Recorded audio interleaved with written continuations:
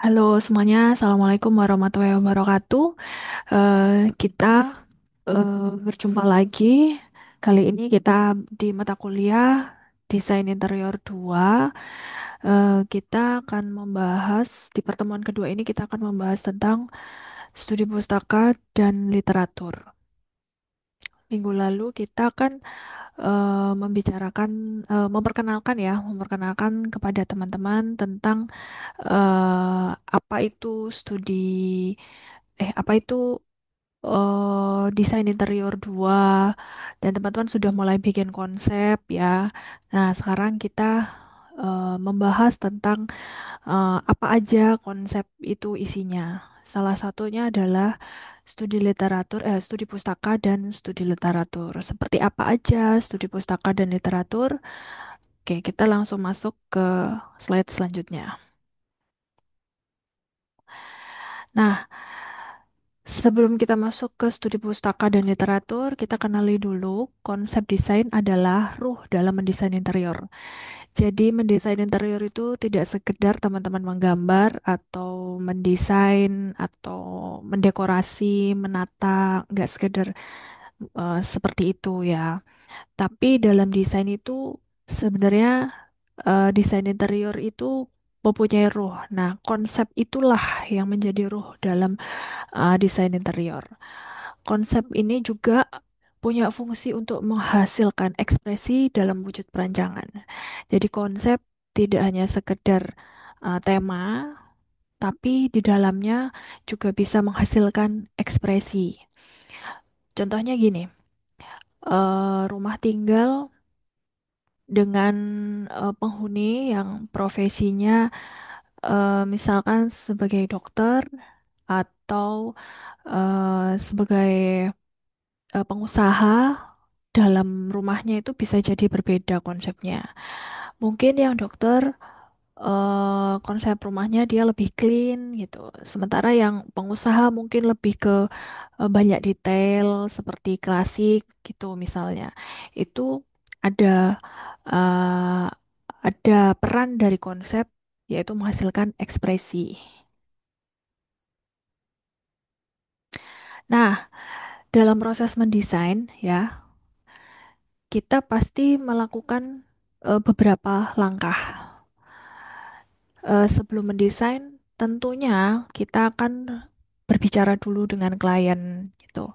Seperti apa aja yang dibutuhkan, kenapa ingin seperti ini, seperti itu, siapa saja penghuninya di rumah tinggal itu gitu. Kemudian berapa orang penghuninya dan lain sebagainya. Dari proses komunikasi dengan klien itu tadi, kemudian desainer melakukan breakdown ya, kemudian digambarlah sketsanya. Kemudian setelah melakukan apa brainstorming gitu, desainer melakukan apa namanya bisa membuat program ruang dulu kalau bangunannya memang dari nol gitu, atau mungkin menata ulang denahnya apabila bangunannya sudah ada existing gitu. Kemudian dari situ dilakukan langkah-langkah berikutnya adalah proses mendesain sendiri ya. Saat mendesain sudah mulai membuat image board, bisa dari warnanya, bisa dari eh, material yang digunakan, kemudian eh, furniturnya dan lain sebagainya. Proses yang pertama adalah proses sebelum mendesain ya, pasti brainstorming dulu.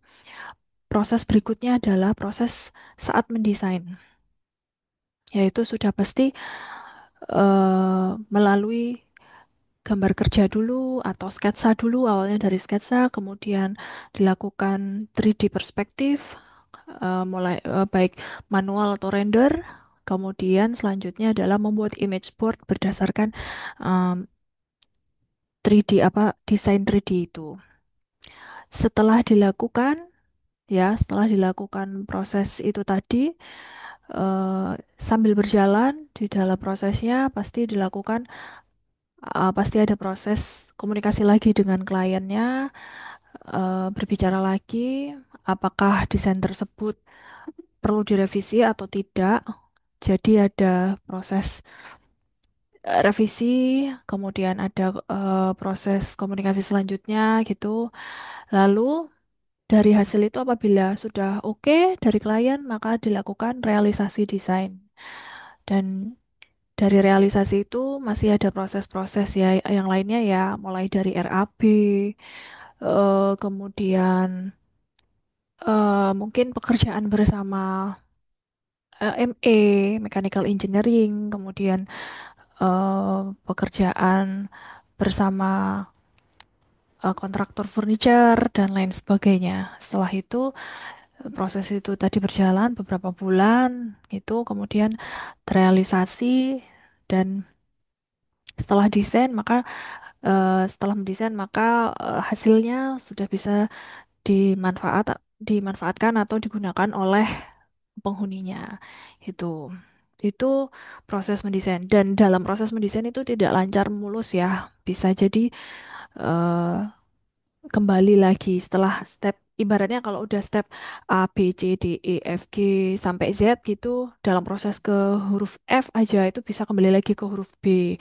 Atau kalau udah jalan lagi dalam proses huruf M gitu misalnya, bisa jadi kembali lagi ke huruf C, atau bahkan lebih awal lagi, atau mungkin kembali lagi ke huruf K seperti itu. Jadi prosesnya tuh bisa berulang-ulang, tidak mungkin langsung lurus mulus seperti itu ya. Itu yang perlu teman-teman ketahui.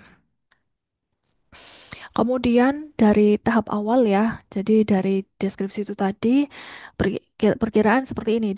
Pada tahap awal kita tentukan dulu data awalnya. Jadi dari proses awal mendesain itu kita tentukan dulu data awalnya. Desain interior itu adalah rangkaian proses merencanakan sebuah fasilitas ruang yang sesuai dengan kebutuhan penggunanya secara fisik dan psikologis.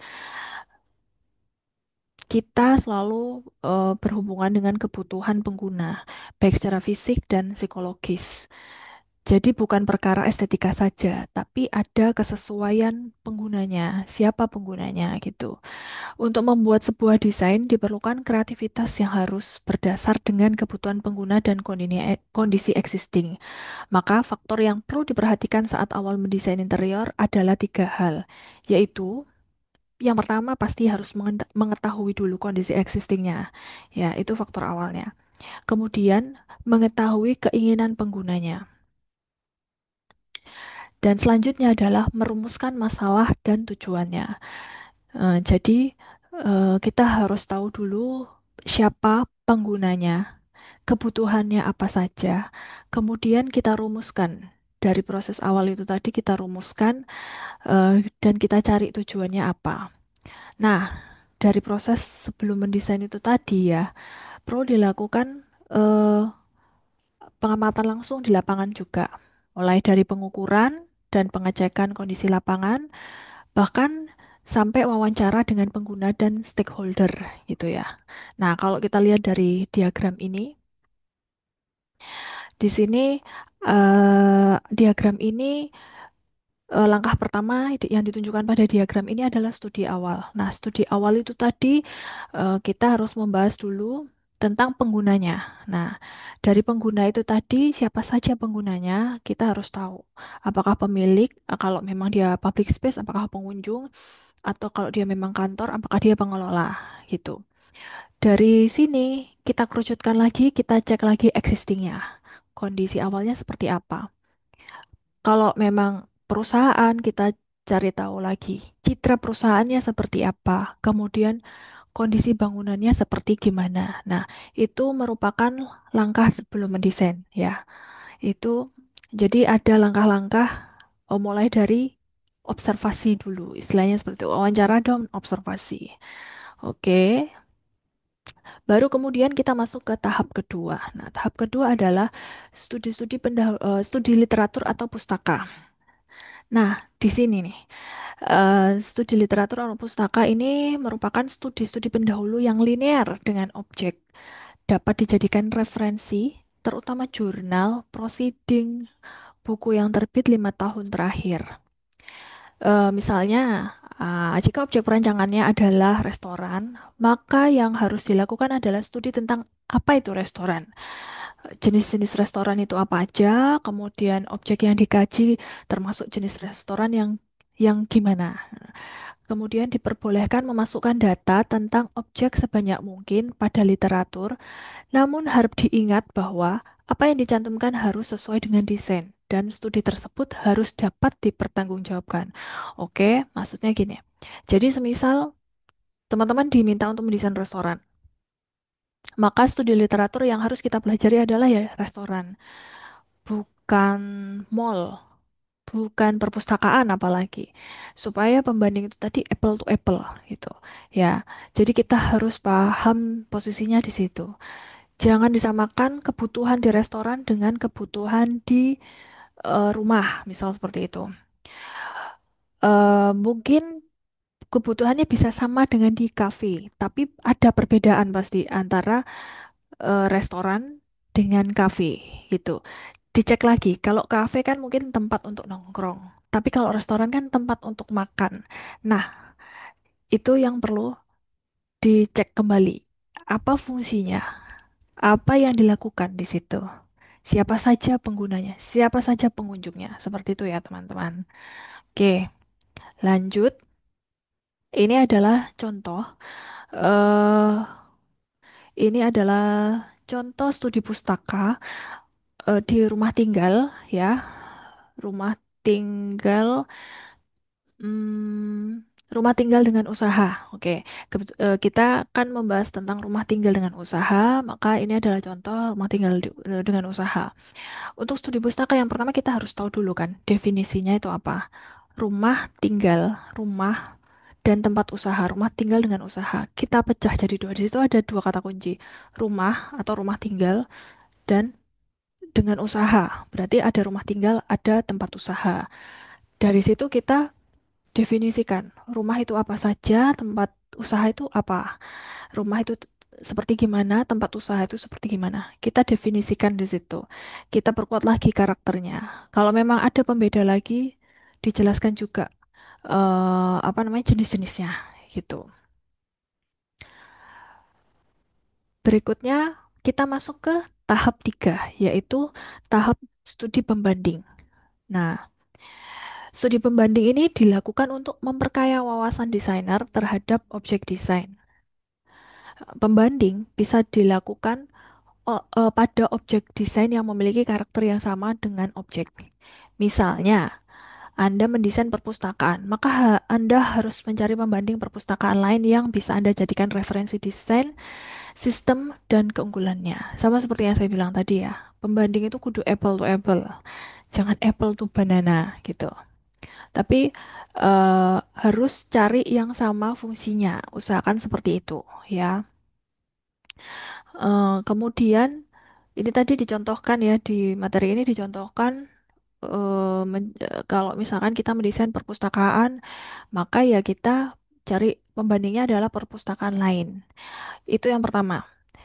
Bisa jadi studi pembanding itu kita lihat ya selain fungsinya, kita lihat dari mungkin desainnya, tapi tetap dalam koridor desain interior perpustakaan gitu.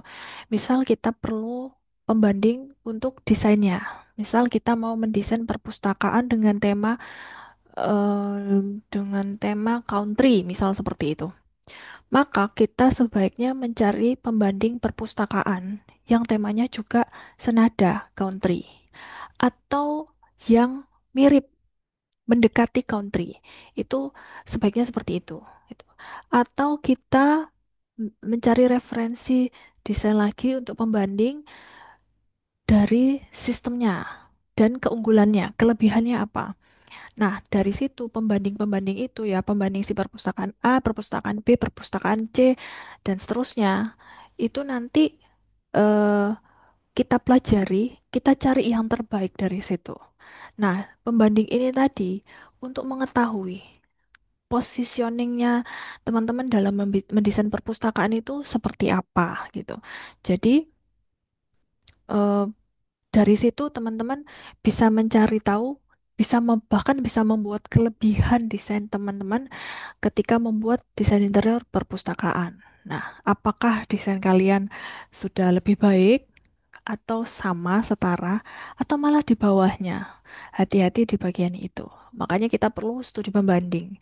Ya, itu tahap ketiga. Nah, ini contoh lagi. Ini adalah sebuah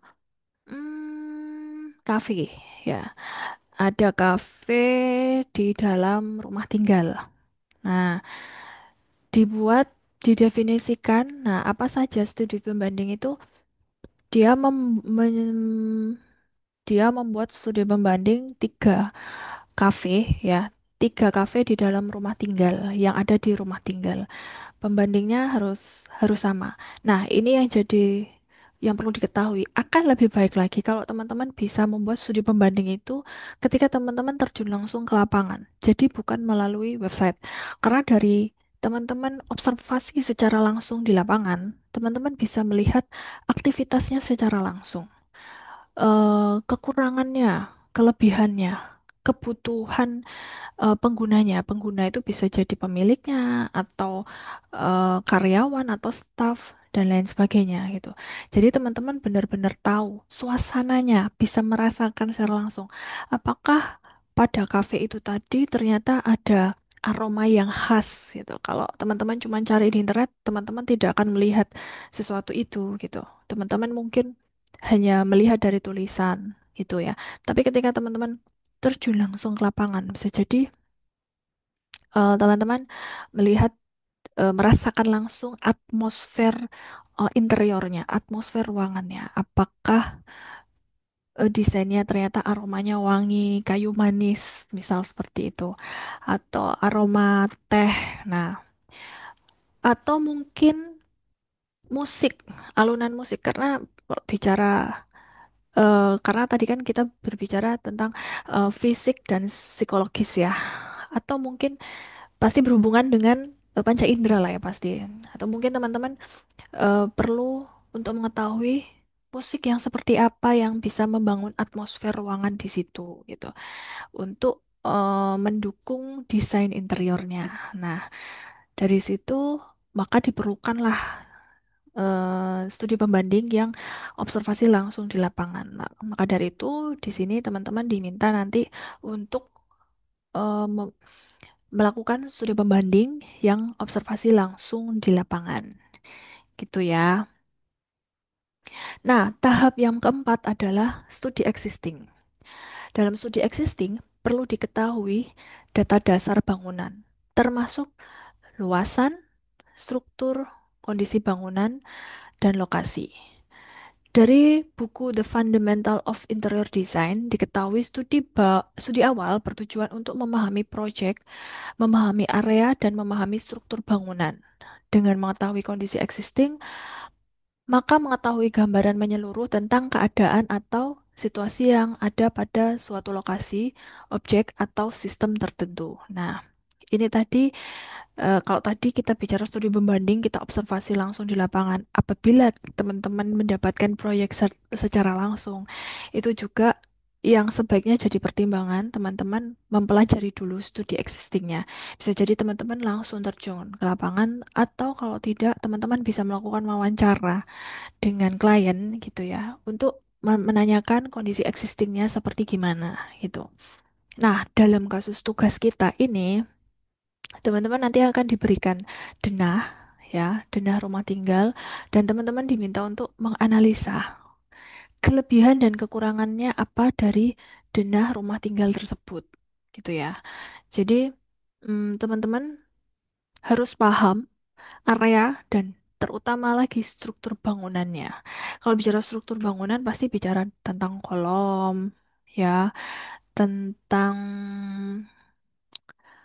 kalau di ruang lingkup interior ya sebenarnya kita bicara tentang kolom, tentang perpipaan, ya, tentang listrik, tentang titik lampu dan lain sebagainya. Teman-teman sudah pelajari kemarin di semester kemarin ya di Sains Interior.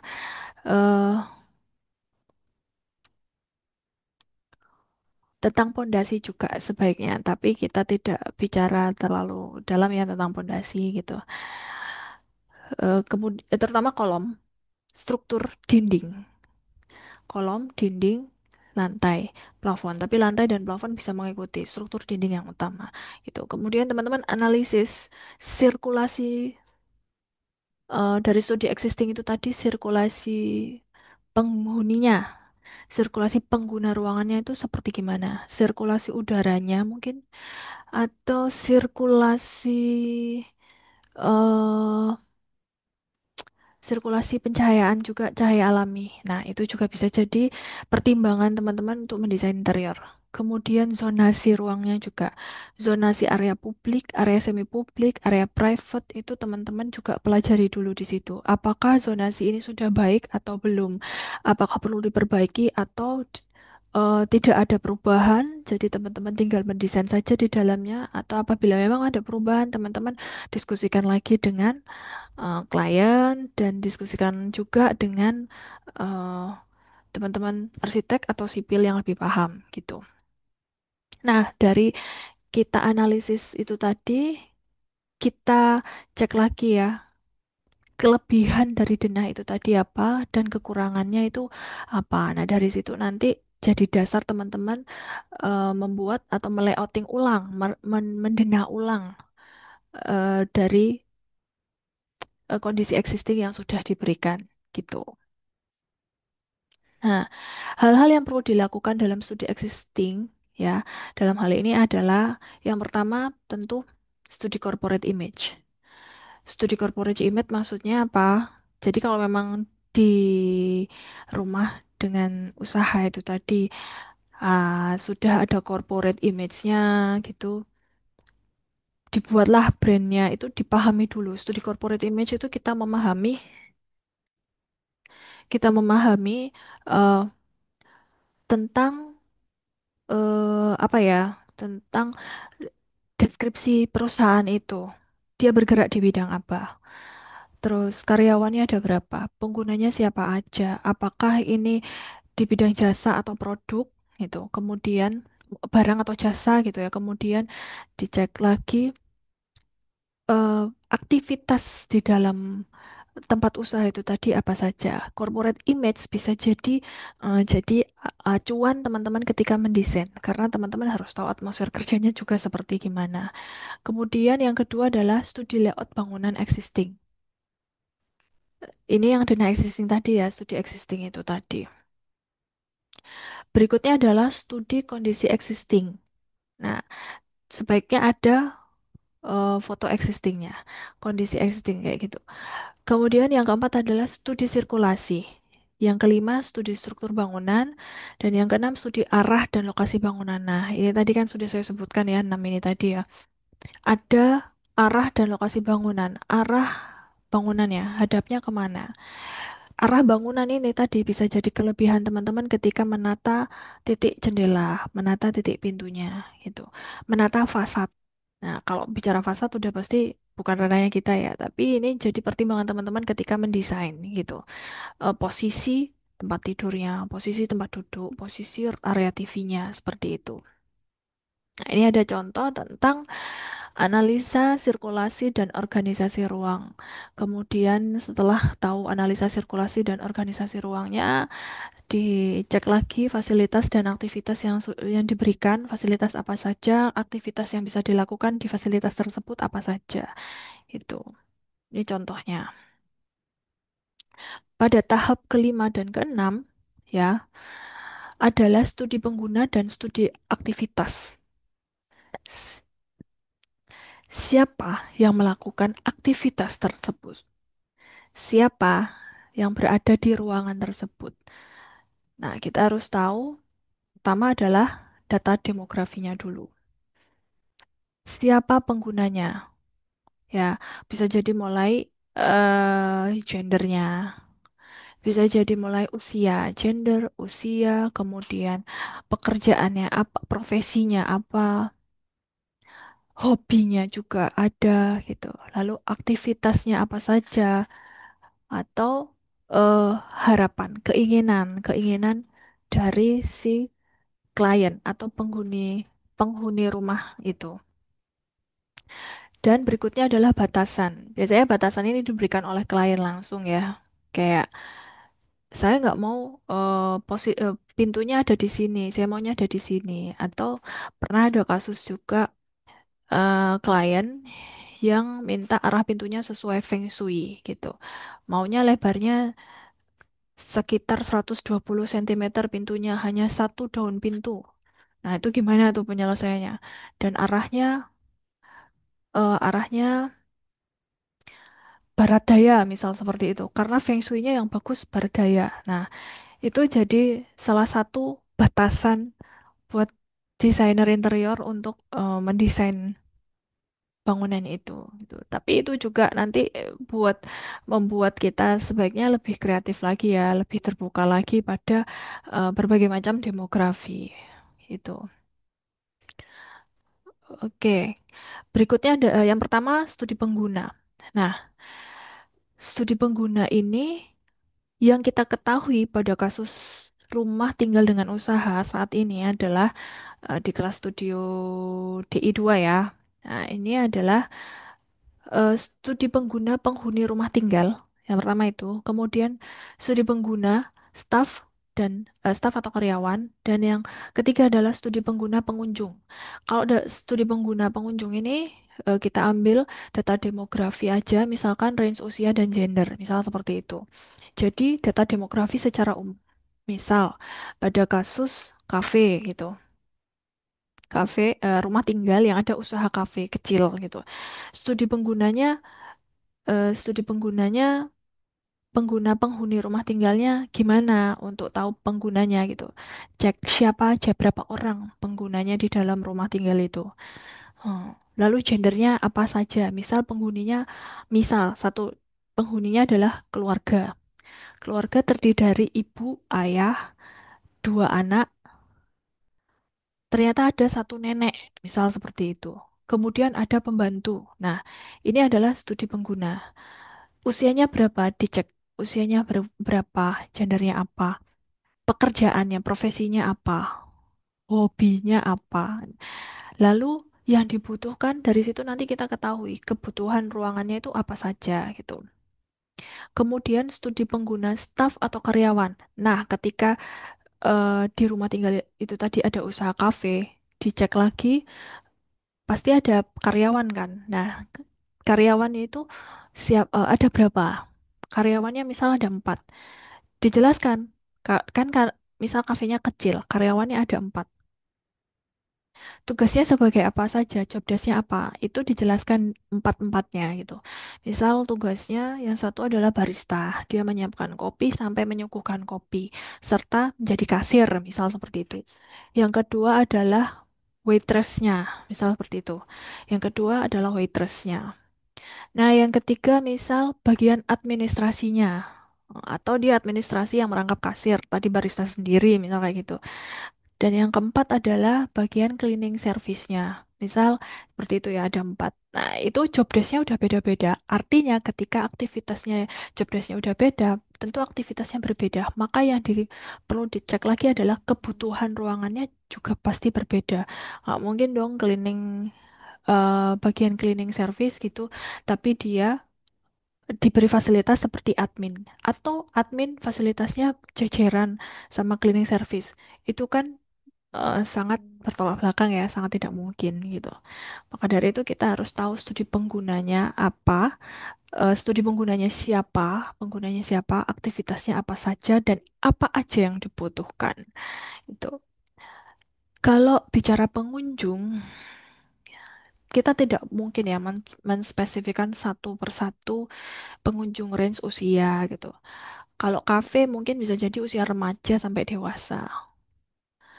Tapi kalau misalkan pada satu kasus tertentu ternyata usahanya adalah dental klinik gitu. Dental klinik atau kids dental klinik. Nah, udah jelas banget di situ tertulis kids dental klinik. Eh, artinya di situ adalah pengunjungnya dia sebagian besar adalah anak-anak. Ya tentunya kalau anak-anak pasti didampingi dengan orang tua, nggak mungkin sendiri ya. Artinya kalau udah anak-anak berarti disediakan fasilitas yang mewadahi untuk orang tua dan juga anak-anak. Kecuali kalau dental klinik untuk umum gitu, maka di situ diutamakan fasilitas untuk orang dewasa secara umum. Untuk anak-anak ada tapi tidak banyak gitu. Itu untuk studi pengguna ya. Berikutnya adalah studi aktivitas.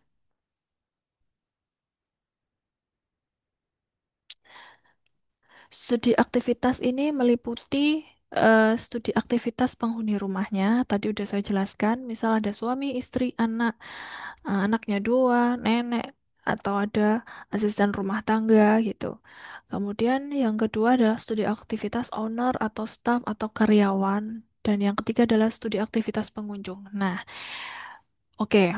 Kalau pengunjung tadi contohnya misal kafe ya tadi yang kita bahas kafe. Pengunjung andai kata pengunjung itu tadi untuk remaja dan dewasa gitu, kafenya. Pengunjungnya itu ngapain aja di situ?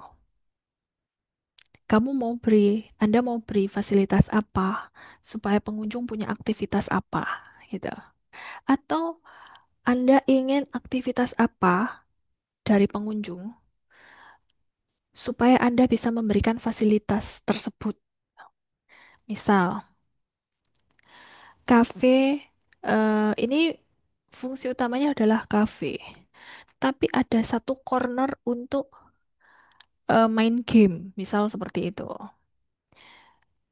Itu adalah kelebihan. Kan mungkin belum banyak kafe yang ada game cornernya gitu. Game cornernya misal hanya satu PC aja gitu. Karena perlu untuk gantian atau ada satu corner untuk area baca aja, misal seperti itu. Nah, maka dari situ kita bisa amati ya. Pengunjung datang, pesan, membayar, kemudian duduk, berbicara, ngobrol, bercengkerama, atau di tengah-tengah bercengkerama itu pengunjung ke corner, reading cornernya, ke tempat bacanya, atau ke tempat gamenya, seperti itu. Ya, nah ini kalau kalau di sini dicontohkan studi aktivitas yang dilakukan oleh penghuni rumah apa saja, kemudian studi aktivitas yang dilakukan oleh owner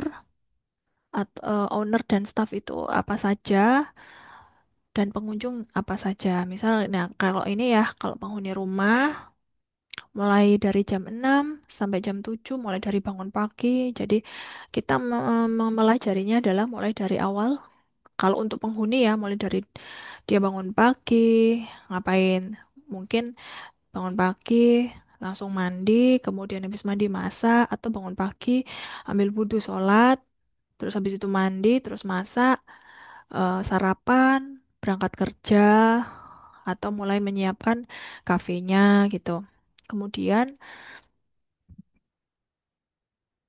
kemudian dan seterusnya sampai sore kalau anak-anaknya juga di breakdown lagi. Kalau misalkan ada anak-anak di situ bangun tidur, mandi, sarapan, siapkan buku-buku lalu berangkat sekolah. Atau misal untuk owner dan staff, nah staffnya datang ke kafe jam berapa? Misal ini di contoh ini jam 14, maka jam 14 itu berarti sebelum jam 14 si stafnya datang untuk persiapan gitu ya.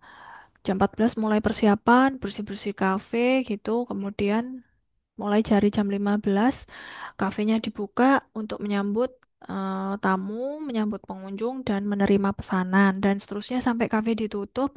Itu setelah kafe ditutup ngapain aja pegawainya mungkin bersih-bersih, eh, nata meja kursi gitu dan lain sebagainya gitu. Lalu untuk pengunjungnya, ya ini tadi yang saya bilang datang ke kafe ya karena tadi kafe dibuka jam 15 artinya pengunjung datang jam 15 datang ke kafe melalui pintu masuk kemudian membuat pesanan dulu ya di di area kasir gitu membuat pesanan sama membayar dan seterusnya sampai si pengunjung itu pulang. Nah, kita bisa memperkirakan tuh aktivitas pengunjung di kafe itu ngapain aja atau mau ngerjakan tugas gitu ya kalau untuk mahasiswa di kafe sambil nugas gitu. Berarti kalau buat nugas butuh colokan. Artinya kemungkinan besar pengunjung usia mahasiswa itu tadi di situ tidak hanya sejam, tapi bisa 2 3 jam lebih gitu. Itu. Oke. Nah, ini studi fasilitas yang lain. Setelah kita pelajari studi aktivitas, kita ke studi fasilitas. Di studi fasilitas itu ya kita bisa lihat dari aktivitas-aktivitas itu tadi, artinya kan tadi kan di eh, mana namanya di area yang dibutuhkan ya di paling kanan ini di tabel paling kanan itu area itu tadi akhirnya di breakdown lagi di bagian studi fasilitas. Nah, studi fasilitas ini tadi apa saja dari aktivitas-aktivitas itu tadi ya, kegiatannya apa saja, maka diperlukan fasilitas yang apa, yang bagaimana. Kalau misalkan di kamar tidur utama, ini aktivitasnya adalah tidur, bangun tidur, mengambil dan meletakkan pakaian, meletakkan handphone, berdandan. Nah, maka dari situ fasilitasnya kita ketahui kalau tidur dan bangun tidur itu adalah tempat tidur. Eh, Kemudian mengambil dan meletakkan pakaian, berarti butuh lemari. Meletakkan handphone butuh nakas. Kalau berdandan berarti butuh 1 set meja rias. Kayak gitu. Nah, dari fasilitas ini tadi, ini yang menjadi dasarnya teman-teman melayout ruangan interiornya gitu. Ya, betul. Begitu pula di kamar tidur anak, kamar mandi, dan lain sebagainya. Kalau misalkan di dapur pun ngapain aja, itu memasak, menghangatkan makanan, butuh membuat jus, butuh memasak nasi. Nah, misal kayak gitu. Butuh membuat kue. Perlu apa saja? Oh, ada space untuk oven. Oh, ada space untuk microwave. Oh, butuh menyimpan piring, gelas, menyimpan bumbu-bumbu masakan, menyimpan panci, wajan, dan lain sebagainya kayak gitu ya. Nah, itu dari situlah kita perlukan kalau misalkan untuk memasak, ada kompor, kemudian ada hook, atau mungkin kalau kompornya kompor listrik gitu. Berarti nggak cuma kompor aja, berarti butuh stop kontak, terus butuh hook juga tetap, dan lain sebagainya. Berikutnya adalah studi antropometri. Nah, studi antropometri ini dibedakan dengan jelas antara studi antropometri area rumah tinggal dan studi antropometri area tempat usaha. Sudah pasti ya kalau di area rumah tinggal kebutuhannya apa saja. Yang kita breakdown dari sini adalah area-area yang kita butuhkan berdasarkan studi fasilitas tadi gitu. Jadi sebelum muncullah layout ini ya, sebelum munculnya layout ini kita harus pelajari dulu tentang studi antropometrinya gitu. Kalau tadi area ganti ya, butuh lemari pakaian, maka butuh area ganti yang dibutuhkan apa saja. Nah, dijelaskan dari sini tadi dijelaskan dalam menentukan almari yang ergonomis juga dibutuhkan data antropometri si pengguna cottage. Dari sini cottage rumah tinggal ya misal. Untuk data ini diambil ukuran maksimum wanita agar pria juga tidak terlalu pendek untuk menjangkaunya atau jauh dari jarak pandang gitu. Jadi kita kan sudah belajar tentang antropometri di mata kuliah ergonomi. Nah, itu bisa dipakai basic ukurannya itu bisa dipakai di hmm, basic ukurannya bisa dipakai di apa namanya di studi antropometri konsep ini di buku konsep itu. Ini studi antropometri ini akan selalu menjadi acuan ya gitu nggak bisa nggak. Kenapa dipilih pada kasus contohnya ini tadi kenapa dipilih ukuran maksimum wanita? Karena penggunanya adalah pria dan wanita. Maka yang paling aman digunakan adalah ukuran maksimum wanita supaya wanita bisa menjangkau tempat-tempat yang lebih tinggi gitu. Sementara pria sudah pasti bisa menjangkau. Oh, kemudian eh Ya, baik baik tingginya maupun lebarnya ya. Kurang lebih seperti itu ya, teman-teman. Kamar mandi pun sama dan lain sebagainya gitu. Oke, misal pada studi antropometri dibedakan dengan jelas antara studi antropometri area rumah tinggal dan studi antropometri rumah usaha. Tadi kalau rumah tinggal tadi ya dibutuhkan lemari area-area yang khusus di area rumah tinggal, di rumah tinggal ya. Tapi ketika sudah masuk area usaha, maka teman-teman harus cek lagi kebutuhan ruang, kebutuhan furniture untuk di tempat usaha. Kalau dari buku ergonomi itu, teman-teman sudah bisa cek dari berbagai macam fasilitas yang diberikan di situ. Pada kasus ini adalah, kalau ini contoh ini adalah area kerja dokter hewan, berarti klinik hewan, ya. Maka diperlukan meja grooming, kemudian meja grooming, area kerja dokter, kemudian sofa pengunjung, ada wastafel juga. Ini untuk tempat praktek dokter hewannya gitu. Berarti meja grooming ini diperlukan berapa tingginya, kemudian eh, area kerja dokter hewan itu apa aja ya. Kalau memeriksa butuh meja aja, maka dibutuhkan meja kerja. Lalu wastafel untuk cuci tangan ya. Kalau dokter kan harus selalu cuci tangan. Kemudian sofa pengunjung ini untuk area tunggunya. Kurang lebih seperti itu. Tahap ketujuh adalah studi hubungan ruang. Nah, pada studi hubungan ruang, di tahap ketujuh ini saya berkali-kali ini ya memberikan mengulang-ulang ya di mata kuliah lain itu banyak. Studi hubungan ruang adalah studi tambahan mengenai aktivitas pengguna sehingga kita dapat mengetahui area sirkulasi pengunjung pada denah existing. Dari gambar alur sirkulasi di atas, kita juga dapat membedakan zoning area serta akses pengguna. Nah, kalau kita lihat di sini, oke, teman-teman dari kemarin kan kita tahu ya, program ruang itu berkaitan dengan hubungan ruang pasti.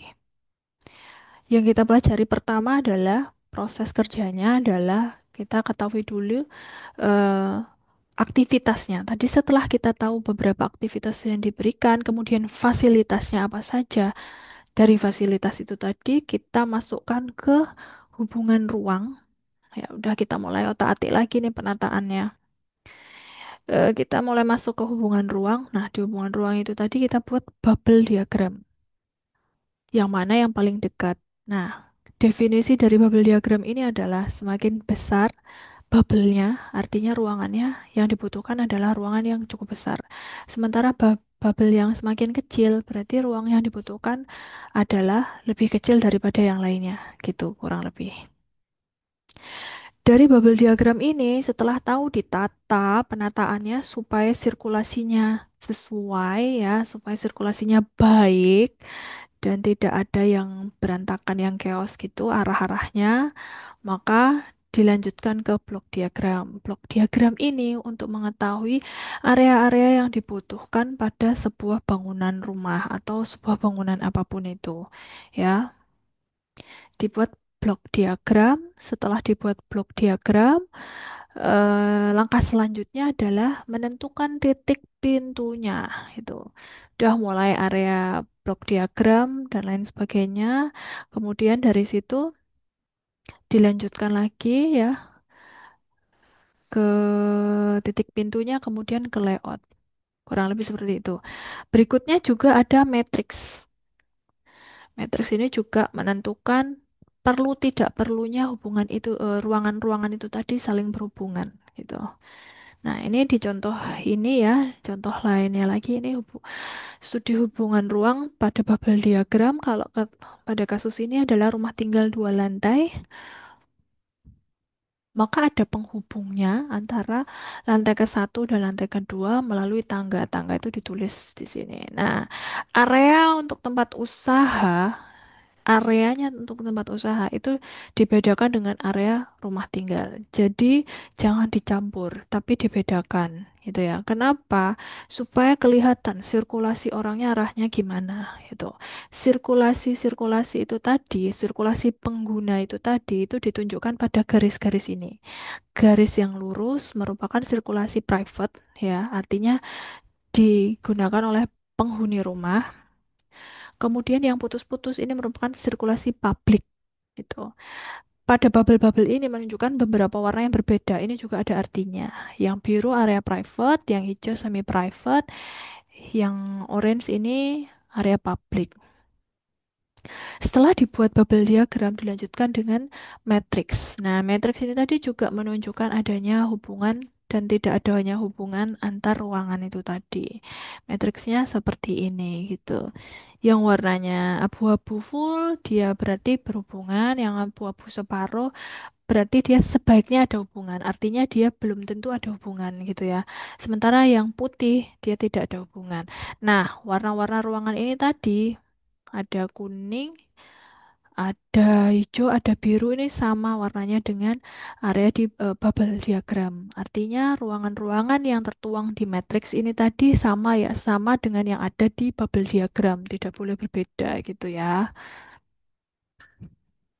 Berikutnya kita masuk ke konsep desain. Gimana menyusun konsep desain? Nah, itu tadi kan kita membahas tahap-tahapannya ya. Kita langsung masuk ke konsep desain, itu adalah langkah selanjutnya. Di sini ada judul apartemen dengan konsep minimalis modern bernuansa oriental Korea. Artinya, yang pertama kita harus mendefinisikan dulu judulnya. Ada apartemen, ada minimalis, ada modern, ada oriental Korea. Nah, ini didefinisikan. Setelah didefinisikan, apartemen itu apa, minimalis itu apa, modern itu apa, oriental itu apa, oriental Korea itu apa gitu ya. Itu diambil kesimpulan. Nah, yang kesimpulan yang di bawah ini. Ini maksudnya adalah bangunan yang bersifat singular, seragam, dan tunggal, esensial, fungsi ruang sebagai titik awal desain, fungsionalism atau form follow function, clarity, dan minimum sebagai tujuan dari nilai estetika, menggunakan unsur garis tegak lurus dan bidang, dan juga memberikan unsur kebudayaan Timur atau Korea, penghindaran dari elemen arsitektur, ornamen, dan lain-lain. Jadi, desainnya yang diminta adalah form follow function, jelas ya, fungsionalis, kemudian jelas, minimalis, tapi minimal ini tadi sebagai estetikanya, kayak gitu. Hmm. Nah, dalam menyusun konsep desain harus disesuaikan dengan kebutuhan objek yang akan didesain. Dan sangat dimungkinkan bahwa setiap objek akan dimulai dari keyword yang berbeda. Namun, secara umum dapat dirumuskan menggunakan objek desain, pengguna, ide baru, dan corporate image. Dari contoh itu tadi ya, apartemen itu tadi yang dilakukan selanjutnya adalah tree method atau metode pohon. Ini kan sama kayak mind mapping gitu ya. Tadi keyword yang pertama adalah modern minimalis. Yang berikutnya adalah oriental Korea. Modern minimalis yang dimau seperti apa? Itu teman-teman breakdown di sini. Dari material, warna, furniture, atau yang lainnya kalau teman-teman ada ide lain. Boleh ini pada kasus ini contohnya adalah apartemen style modern minimalis dan oriental Korea. Modern minimalis yang diminta adalah material, warna, dan furniture. Materialnya misal menggunakan plafon seperti apa, warnanya apa aja yang dimau, karena ini warnanya identik dengan warna soft atau pastel ya, yang bagaimana gitu kan. Kemudian furniture-nya itu yang multifungsi, bentuknya sederhana. Nah, ini tadi karakter-karakter yang kuat dari modern minimalis. Sementara Oriental Korea, karakternya itu yang seperti apa saja. Karakter dari definisinya itu tadi ya. Material alam, materialnya material alam. Seperti kayu, bambu, logam, anyaman gitu. Kemudian warnanya warna-warna terang, natural, seperti krem, coklat, kayu. Kemudian ada furniture-nya, furniture khas furniture oriental, seperti bentuknya naga, teratai, dan lain sebagainya. Seperti itu. Nah, tree method hanya mewakili satu persepsi struktur masalah. Jadi tree method ini membantu mempertajam dan meningkatkan persepsi tentang masalah atau untuk mencapai konsensus tentang tujuan dalam sebuah desain. Ini juga bersifat sementara yang mungkin akan terjadi perubahan ketika proses desain telah berlangsung. Jadi tree method ini nggak selalu benar, tapi bisa jadi berubah di akhir-akhir. Tree method ini membantu untuk membreakdown teman-teman ketika mendesain, gitu ya. Maunya apa pada desain itu tadi? Kalau tadi modern minimalis Korea, apa namanya? Oriental Korea gitu. Di contoh ini rumah usaha yang dimau stylenya adalah Japanese vintage. Nah, Japanese itu seperti apa, vintage itu seperti apa. Ini yang membantu karakter-karakter yang kuat yang nantinya akan dicapai gitu. Setelah itu, di bagian tertentu ya di bagian studi pustaka itu nanti dari three method itu tadi di breakdown lagi, diperdetail lagi pada analisa style atau langgam pada desain. Nah, vintage itu karakternya apa saja? Bisa disebutkan sekilas, dijelaskan, diceritakan sekilas tentang sejarahnya. Kemudian diceritakan tentang karakter-karakternya. Bisa jadi bentuknya, bisa jadi warnanya, bisa jadi materialnya gitu. Atau mungkin ada tekstur. Ya, seperti itu. Tadi vintage, Japanese, lokasinya ada di mana, kekuatannya yang khas itu apa, pakaian adat kah, lokasi kah, dan lain sebagainya. Gitu. Kemudian setelah analisa style atau langgam tadi sudah dijelaskan, masuk ke konsep makro. Nah, ini kita sudah mulai masuk ke konsepnya. Setelah kita tahu maunya apa, kita masuk ke konsep makro. Setelah ditemukan konsep secara umum, maka tahapan selanjutnya adalah menentukan konsep makro yang merujuk pada hasil konsep umum dari tri metode dan ide baru yang ingin diaplikasikan. Itu. Yang mau diaplikasikan di desain teman-teman itu apa? Kalau tadi bicara vintage Japanese, maka konsep makro yang diinginkan adalah secara garis besar konsep yang akan ditonjolkan pada desain rumah usaha ini adalah menampilkan kombinasi style Japanese dengan vintage yang mengarah ke feminim karena tujuan target pasar eh, mayoritas wanita. Nah, mayoritas wanita soalnya, makanya dibuat arahnya feminim gitu. Unsur Jepang akan kental terasa di bentukan furniture dan elemen estetis seperti Japanese sliding door dan Japanese hanging lamp. Unsur vintage diambil dari penggunaan warna pastel dan beberapa furniture seperti eh kredenza dengan lekukan khas vintage. Nah, itu adalah konsep makro. Jadi teman-teman maunya suasananya, temanya seperti apa itu muncul di konsep makro. Gitu ya. Maunya yang kayak gimana? Ada vintage-nya itu yang seperti apa? Japanese-nya itu yang seperti apa? Kalau tadi modern minimalis. Modern minimalis itu yang seperti gimana? Kemudian Oriental Koreanya itu yang kayak gimana? Itu muncul di konsep makro. Baru masuk ke konsep mikro. Konsep mikro ini tadi, kalau yang dari konsep makro itu diperdetail lagi, maunya yang seperti apa. Konsep mikro dapat dibagi menjadi konsep elemen pembentuk ruang. Elemen pembentuk ruang adalah dinding, lantai, plafon. Namun di setiap konsep mikro juga terdapat konsep pendukung, seperti warna dan material.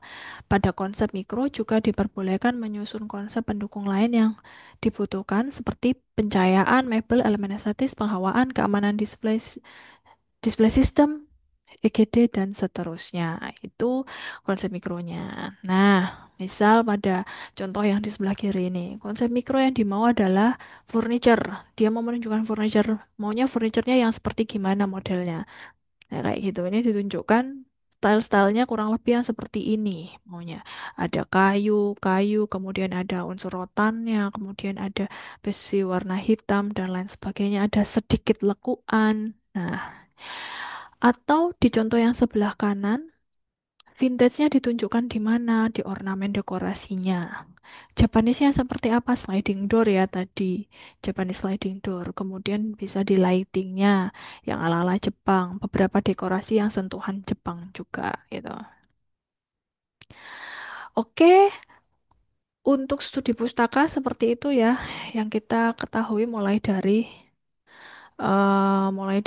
awal tadi studi pustaka, definisinya dulu ya dari analisa judul, deskripsi judul, kemudian tri metode, studi pustaka itu definisi-definisinya seperti apa, kemudian studi existing, studi pembanding terutama, kemudian ada studi aktivitas, studi fasilitas ya. Dan dari situ kita udah masuk analisa tema. Dari analisa tema, kita breakdown lagi lebih detail ke konsep makro. Dari konsep makro kita perdetail lagi ke konsep mikro. Bisa bicara konsep mikro itu bisa bicara material yang digunakan. Ya, seperti ini bisa dibicara material yang digunakan, karakter-karakter ornamen yang dipakai, dekorasi yang dipakai, kemudian warnanya, ton-ton warna yang akan dipakai, dan lain sebagainya. Atau ada karakter-karakter bentuk pada furniture yang akan digunakan gitu juga bisa. Itu diperjelas di konsep mikro. Oke, saya rasa sampai di sini dulu ya untuk studi pustaka di pertemuan dua ini. Apabila teman-teman ada pertanyaan, teman-teman boleh bertanya langsung kepada saya atau boleh melalui WA saya. Eh, Demikian materi tentang studi pustaka pada pembuatan konsep desain interior 2. Oke. Terima kasih atas perhatiannya. Semoga bermanfaat. Saya akhiri. Wassalamualaikum warahmatullahi wabarakatuh.